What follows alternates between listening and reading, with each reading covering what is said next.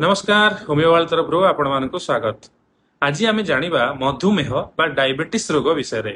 आपण माने जानिथिबे आजिकली समस्त घरे किए ना कहीं डायबिटीज रो शिकार आउ अलग प्रकार औषध खाई डायबिटीज रे तार रोगर परिमाण बढ़ी जाउची बा विभिन्न प्रकार लक्षण देखा जाउची जोथरे कि रोगी माने असुविधा रे पड़ुचंती। किंतु जदि आपण माने होमियोपैथिक मेडिसिन व्यवहार करिवे डायबिटीज पई ताहले निश्चय रोगरु संपूर्ण रूपे मुक्त होई परिबे, जहार डोज नॉर्मली 1 मास रु 6 मास पर्यंत आपण व्यवहार करी डायबिटीज रु संपूर्ण आरोग्य पाई परिबे। साधारणतः होमियोपैथी रे लक्षण अनुसार तो बहुत प्रकार मेडिसिन अछि, किंतु आपण जेतेबेले भी औषध खाइबे अभिज्ञ डाक्तरक सह परामर्श करी औषध खाइबा उचित।